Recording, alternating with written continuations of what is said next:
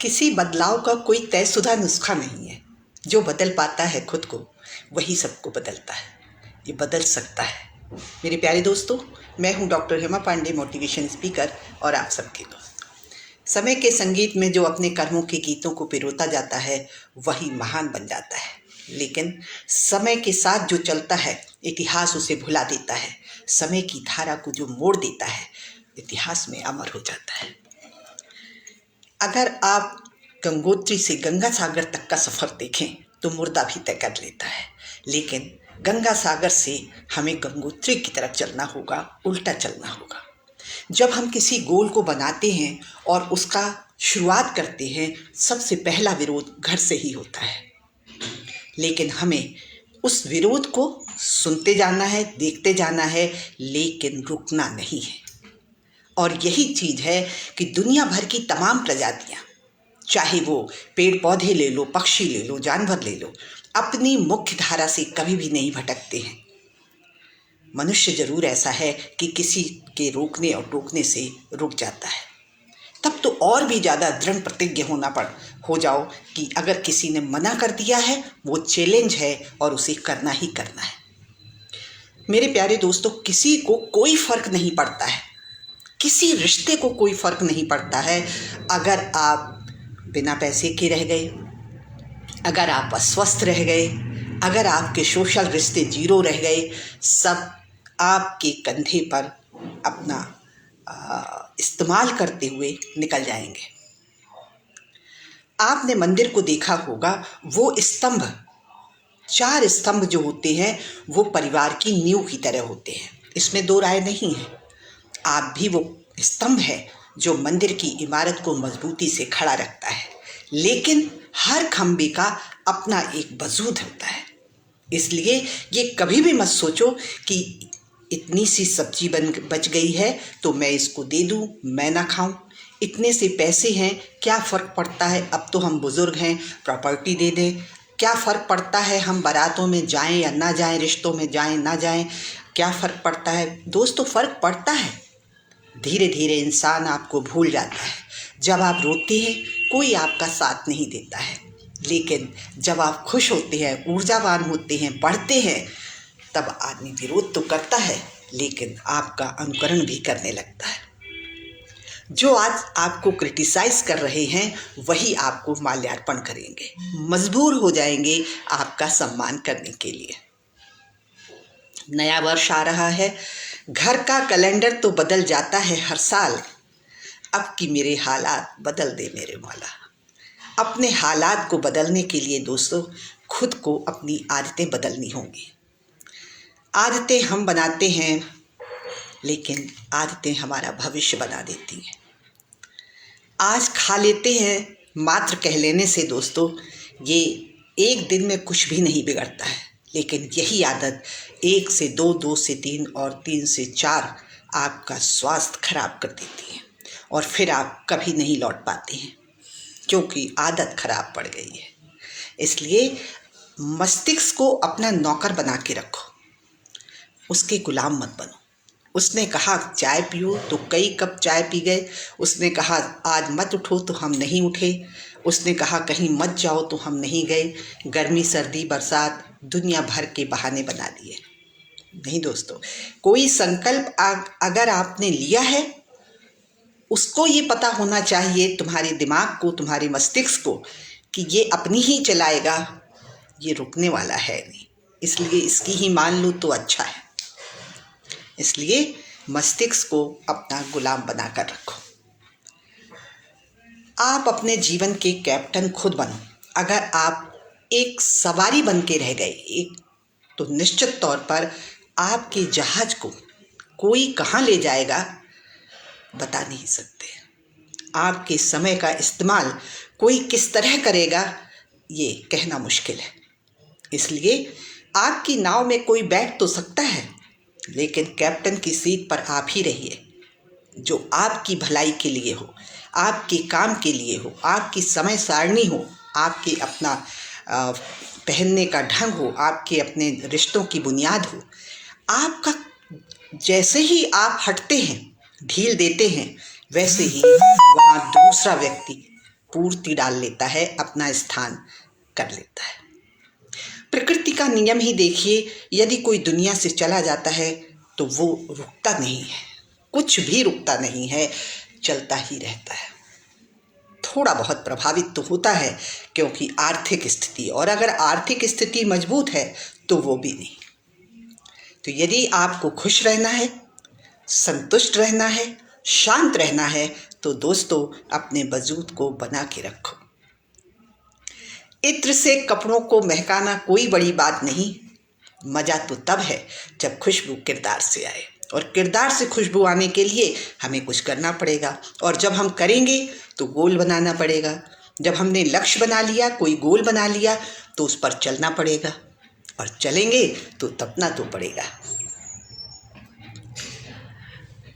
एक व्यक्ति बैठा हुआ अपनी मूर्तिकार था और अपनी मूर्ति ढाल रहा था। इतने में एक साहूकार आता है, कहता मैंने एक मंदिर बनवाया है, क्या तुम मूर्ति बना दोगे? उसने कहा बिल्कुल बना दूंगा, बैठा ही इसलिए हूँ मार्केट में।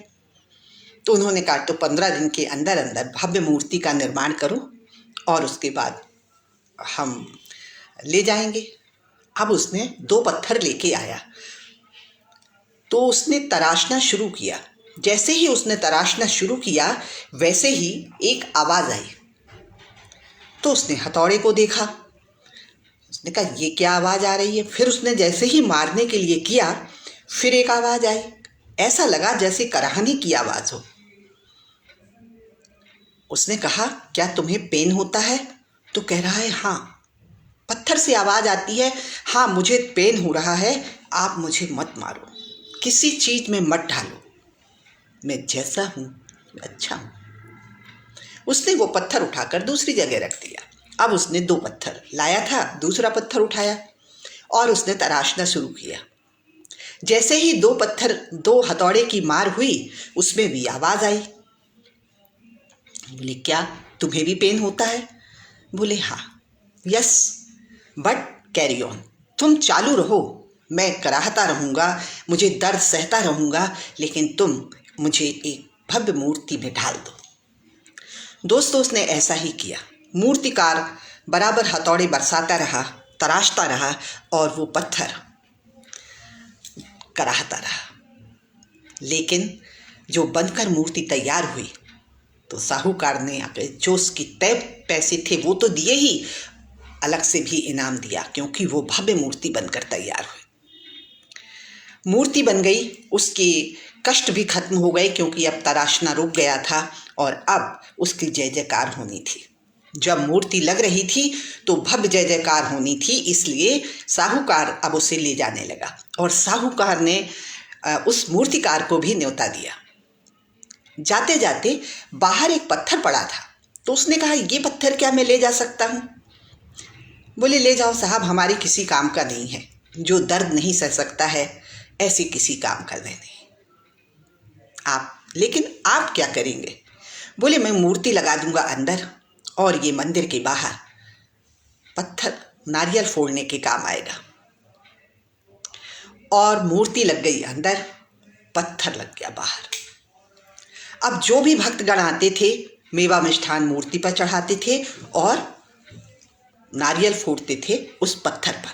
जय अम्बे जगदम्बे खटाक, जय अम्बे जगदम्बे भवानी खटाक। यानी अंदर बैठी मूर्ति ने मुस्कुराते हुए कहा अगर पहले दर्द सह लेता तो मेरी तरह तेरी भी जय जयकार होती। अब तो जीवन भर दर्द सहेगा और मेरी जीवन भर जय जयकार होगी। दोस्तों ये एक कहानी है, लेकिन ये हम सब की जिंदगी की कहानी बन जाती है। यूथ जब भी शुरू करता है सफ़र तो दुनिया भर के प्रलोभन में फंसता चला जाता है, लेकिन उन्हीं में से कुछ बच्चे ऐसे होते हैं जो बहुत सी सुख सुविधाओं को, जो जवानी में सुविधाएं होती हैं, खुशी देती है, आनंद देती हैं, उसे नज़रअंदाज करते हुए वो तपते हैं, अपने ऊपर हथौड़े के मार बरसाते हैं, सुबह उठते हैं, मेहनत करते हैं, सर्दी गर्मी बरसात भूल जाते हैं और उसके बाद मल्टी नेशनल कंपनियों में अपने वर्चस्व पर बैठते हैं, खास सीट पर बैठे होते हैं, नोटों की बौछार होती है। उस बौछार में एक व्यक्ति आता है जो भटकते हुए उसी कंपनी में एक अदद नौकरी की भीख मांग रहा होता है। और जब वो दोस्त देखता है तो देखता है कि ये मेरे पास मेरे बगल में बैठने वाला ही एक स्टूडेंट था जो क्लास में उस समय पोजीशन ला रहा था। अच्छा था, लेकिन दोस्तों की संगत में अपनी ज़िंदगी को बर्बाद कर दिया। ये सब चीज़ें आप अपने ऊपर भी अप्लाई कर सकते हैं। उम्र दराज लोग भी के 50 और 60 के आसपास भी अपने आप को ख़त्म समझ लेते हैं। दोस्तों, ये तो एक नई ज़िंदगी की शुरुआत है, जब जिम्मेदारियां नहीं हैं, कोई रुकावट नहीं है, कोई समय सीमा नहीं है। हम भी अपने आप को तराश सकते हैं, सेहतमंद रह सकते हैं, सुबह उठ सकते हैं, योग ध्यान व्यायाम कर सकते हैं और कुछ भी लिख सकते हैं। ये वो समय है जब हम अपने वर्षों पुराने सपनों को पूरा कर सकते हैं।